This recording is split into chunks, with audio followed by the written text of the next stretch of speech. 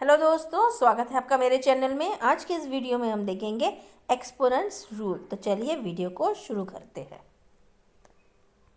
First of all, exponent number of times the base should be multiplied by itself. Number of times base is a factor. Example 3 to the power 3 means 3 into 3 into 3। जो base है उसके power में जो रहेगा उस power को कहते हैं एक्सपोनेंट। तो जो बेस है उसको हमें पावर में जो रहेगा उतनी बार मल्टीप्लाई करना होता है, इसे कहते हैं एक्सपोनेंट। यहाँ पे 3 के बेस में 3 क्या है, बेस में है और उसके पावर में है 3। 3 के पावर में है 3, तो 3 को हमें 3 टाइम्स मल्टीप्लाई करना पड़ेगा। Means 3 into 3 into 3 means 3 3 9, 9 3 27। तो इसका आंसर होगा 27। तो ये है एक्सपोनेंट जिसमें बेस होता है और बेस के पावर में कुछ होता है, उस पावर को कहते हैं एक्सपोनेंट। ठीक है, चलिए अब देखते हैं हम डिग्री ऑफ एक्सपोनेंट क्या होता है। फर्स्ट है x एंड x1। ठीक है, ये बोथ आर सेम। दोनों कैसे हैं, दोनों सेम हैं। आप अगर 1 लिखो या ना लिखो वो हम 1 ही उसको मानते हैं। तो ये हो जाता है फर्स्ट डिग्री, क्योंकि यहाँ पे 1 है। अब देखिए x to the power 2, x के पावर में क्या है, 2 है, तो ये होगा सेकेंड डिग्री। कभी कभी इसे स्क्वायर्ड कहा जाता है, स्क्वायर कहते हैं। नेक्स्ट है x to the power 3, x के पावर में 3 है, थर्ड डिग्री, इसको कहेंगे थर्ड डिग्री और इसे क्यूब भी कहा जाता है। And next one is the x4, इसे फोर्थ डिग्री कहते हैं। और इस तरह से जो पावर्स है, जो एक्सपोनेंट्स है, वो आगे बढ़ते जाता है और उस तरह उसका नाम बढ़ते जाता है। जैसे x5, x6, x7, x8, इस तरह से हम एक्सपोनेंट्स को आगे बढ़ाते जाते हैं और वो एक एक डिग्री आगे बढ़ते जाता है। तो ये है डिग्री ऑफ एक्सपोनेंट्स। x या x1 बोथ को हम सेम कहेंगे और उसको फर्स्ट डिग्री मानेंगे। x2 स्क्वायर भी कहते हैं, second degree, x3 third degree, cube भी कहा जाता है, x4 fourth degree, x5 fifth degree, x6 sixth degree, etcetera etcetera. Okay, चलिए अभी आगे बढ़ते हैं। Now exponent rules. कुछ रूल्स होते हैं जिसमें a is not equal to 0 and b is not equal to 0। इसमें कुछ रूल्स हैं, कुछ लॉज हैं और उनके कुछ फॉर्मूलाज हैं। उन फार्मूला के हेल्प से हमको प्रॉब्लम्स जो देखे रहेंगे वो सॉल्व करना होता है। तो चलिए इन रूल्स को हम डिटेल में स्टडी करते हैं। So first law is product rule.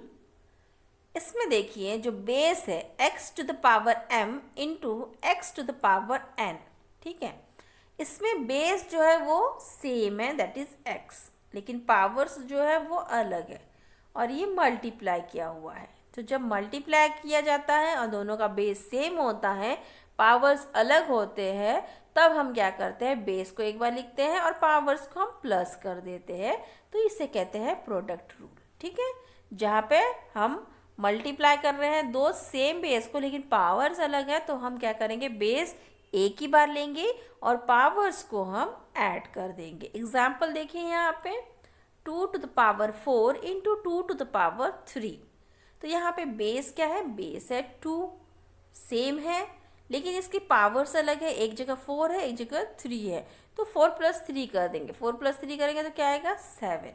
तो इसका आंसर है 2 to the power 7। ठीक है, इस तरह से हम इस प्रॉब्लम्स को सॉल्व करते हैं। चलिए अभी आगे बढ़ते हैं, सेकेंड लॉ देखते हैं, सेकेंड रूल देखते हैं। So second rule is quotient rule. Law 2 quotient rule. यहाँ पे देखिए बेस क्या है, x के पावर में a है और यहाँ x के पावर में b है और इसको डिवाइड किया गया है। इसे हम इस तरह से भी लिख सकते हैं, x to the power a divide by x to the power b। ठीक है, दोनों का बेस सेम है, पावर अलग है, यहाँ पे लेकिन डिवाइड किया गया। पिछले लॉ में क्या था, इनटू किया गया था, यहाँ पे डिवाइड किया गया। तो जहाँ डिवाइड किया जाता है वहाँ पे पावर को माइनस किया जाता है। बेस एक बार ही लिखते हैं और पावर को माइनस कर देते हैं। एग्जाम्पल देखिए 2 to the power 5 divide by 2 to the power 3। तो यहाँ पे क्या है, डिवाइड किया गया है, बेस सेम है, बस पावर अलग है, तो हम पावर्स को माइनस कर देंगे, मतलब 2 to the power 5 minus 3, that is 5 minus 3 equal to 2, तो 2 to the power 2 हो गया, दैट इज आंसर इज 4। ठीक है, इस तरह से क्वोशिएंट रूल में अगर डिवाइड है तो डिवाइड को हम बेस सेम है तो पावर्स को हम माइनस कर देते हैं और सॉल्व करते हैं। ठीक है, चलिए आगे बढ़ते हैं, नेक्स्ट रूल को देखते हैं। नेक्स्ट लॉ क्या है, हमारा थर्ड लॉ है पावर रूल। पावर रूल, यहाँ पे देखिए बेस है x के पावर में है a और इन दोनों के पावर में है b।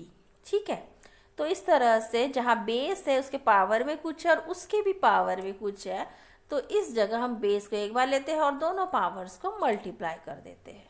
ठीक है, एग्जाम्पल में देखिए 2 to the power 2 के ब्रैकेट के बाहर है पावर में 3, तो यहाँ पे बेस से में एक ही है, तो ये दोनों जो पावर है 2 और 3 इन दोनों को हमने मल्टीप्लाई कर दिया। 2 into 3 6, 2 को 6 बार मल्टीप्लाई करेंगे तो 64 आंसर आएगा। ठीक है, तो यहाँ पे है power rule third law, x to the power a bracket के बाहर again power, so that is equal to x to the power a into b, यहाँ पे इंटू कर देना है।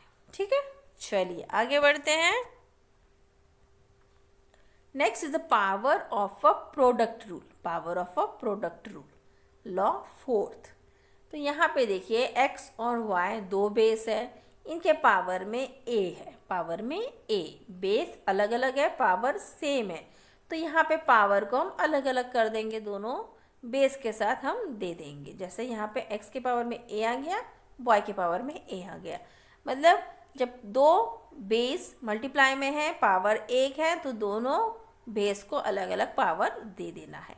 यहाँ पे एग्जाम्पल में देखिए 3 और z है बेस, इसके पावर में 2 है, मतलब 3 का भी पावर 2, z का भी पावर 2, फिर इसको सॉल्व करेंगे 3 into 3 9 और z के पावर में 2 तो z के पावर में 2। ठीक है, तो ये इस तरह से सॉल्व किया जाता है। जब दो बेस रहते हैं मल्टीप्लाई में पावर एक ही रहता है तो दोनों को हमें पावर अलग अलग दे देना है और उसको सॉल्व करना है। तो ये है law 4, that is power of a product rule. चलिए आगे बढ़ते हैं। Next law that is power of a fraction rule. अभी फ्रैक्शन में दो बेस है, यहाँ पे देखिए x और y। ठीक है, ये फ्रैक्शन में है और पावर क्या है, पावर सेम है a, तो यहाँ पे हम क्या करेंगे, अगेन पावर को दे देंगे दोनों बेस को। x को भी हमने पावर दे दिया, y को भी हमने पावर दे दिया और उसको सॉल्व कर लेंगे। यहाँ पे एग्जाम्पल में देखिए 2/3 है, पावर में 3 है, तो हमने 2 को भी 3 दे दिया और 3 को भी 3 दे दिया। 2 के पावर में 3 आ गया, 3 के पावर में 3 आ गया। अब इनको जब सॉल्व करेंगे तो 8/27। इस तरह जब फ्रैक्शन में होगा और पावर होगा तो दोनों के पावर को हमें अलग अलग दे देना है और उनको अलग से सॉल्व करना है, तो हमें आंसर मिल जाएगा। ठीक है, ये है law 5, that is power of a fraction rule. चलिए आगे बढ़ते हैं। So next law 6 0 exponent. ये है law 6 0 exponent. If a is not equal to 0, अगर 0 नहीं है, a 0 नहीं होना चाहिए, a के पावर में अगर 0 है दैट इज इक्वल टू 1। ठीक है, for any non zero number raise to the power 0 is 1। ठीक है, अगर समझ लीजिए 5 है, 5 के पावर में अगर 0 है मतलब उसका आंसर होगा 1। 8 के पावर में अगर 0 है मतलब उसका आंसर होगा 1। 0 के पावर में 0 है तो ये 1 नहीं होगा। ठीक है, ये नहीं होगा क्योंकि यहाँ पे हमें एक कंडीशन अप्लाई है, that is a is not equal to 0। a 0 नहीं होना चाहिए। ठीक है, 0 के अलावा कोई भी नंबर होगा, अगर यहाँ पे 55 भी होगा और उसके पावर में भी 0 होगा तो उसका आंसर होगा 1। ठीक है, तो ये है 0 एक्सपोनेंट, मतलब कोई भी बेस हो अगर उसके पावर में 0 है तो आपका आंसर आएगा 1। ठीक है, दैट इज लॉ 6 0 एक्सपोनेंट। चलिए आगे बढ़ते हैं। Next law 7 negative exponent. अभी हम निगेटिव एक्सपोनेंट देखते हैं। a to the power -m। देखिए यहाँ पे बेस तो बराबर है a है, लेकिन जो पावर देकर है वो माइनस में देकर है। तो अब इस माइनस को कन्वर्ट करने के लिए हमें क्या करना पड़ेगा, माइनस में कन्वर्ट करने के लिए हमें इसको जो बेस है इसको हमें फ्रैक्शन में ले जाना पड़ेगा। ठीक है, यहाँ पे देखिए ये माइनस में है, तो इसको हमें पॉजिटिव बनाने के लिए इनको हमें क्या करना पड़ा, इनको हमें नीचे लाना पड़ा और फ्रैक्शन में 1 के नीचे लाके हमें इसको फ्रैक्शन में कन्वर्ट करना पड़ा। ठीक है, a negative exponent means we have to rewrite our power terms as a 1 by fraction. इसको हमें फ्रैक्शन में लिखना पड़ रहा। So negative exponents are positive fractions. अगर एक्सपोनेंट जो है नेगेटिव है तो उसको हमें कन्वर्ट करना पड़ेगा किस में, पॉजिटिव में। तो पॉजिटिव में कन्वर्ट करने के लिए उसको हमें फ्रैक्शन में कन्वर्ट करना पड़ेगा, तब जाके वो एक पॉजिटिव फ्रैक्शन बन जाएगा। मतलब positive fraction is equal to negative exponent and negative exponent is equal to positive fractions. ठीक है, एंड एक नोट भी देकर है that a can not be zero, और ए ज़ीरो नहीं होना चाहिए। जैसे हमारे पिछले लॉ में भी था कि ए ज़ीरो नहीं होना चाहिए, उस तरह यहाँ पे भी ए ज़ीरो नहीं होना चाहिए। क्यों? Because 1/0 is not possible. 1/0 ये पॉसिबल नहीं है, 1 को हम 0 से डिवाइड नहीं कर सकते हैं, इसीलिए ए ज़ीरो नहीं होना चाहिए। तो ये है law 7, that is negative exponent. ठीक है, चलिए आगे बढ़ते हैं। Next is a fractional exponent. Fractional exponent देखिए लॉ 8, यहाँ पे जो बेस है वो है a, उसके पावर में एक फ्रैक्शन देकर है दैट इज b/c। मतलब जो पावर है वो फ्रैक्शन में देकर है। तो ऐसे प्रॉब्लम्स को कैसे सॉल्व करते हैं, इसको हमें क्या करना था, एक स्क्वायर रूट बनाना होता है, और जो ये नीचे जो है फ्रैक्शन के उसको यहाँ सामने लिखना होगा, और जो ऊपर है वो यहाँ पावर में अलग से रहेगा। ठीक है, मतलब यहाँ पे जैसे है ये b/c। ठीक है, इस b/c को हमने कैसे लिखा, b × 1/c। तो ये 1/c को हमने ले आए यहाँ सामने, स्क्वायर रूट लग गया। जब इसको हम सामने लाते हैं तो स्क्वायर रूट लग जाता है।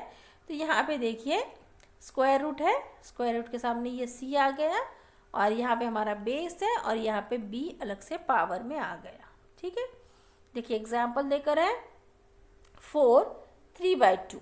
ठीक है, तो यहाँ पे ये 3 है और ये 2 है, तो इसको हमने कैसे लिखा, 3 × 1/2।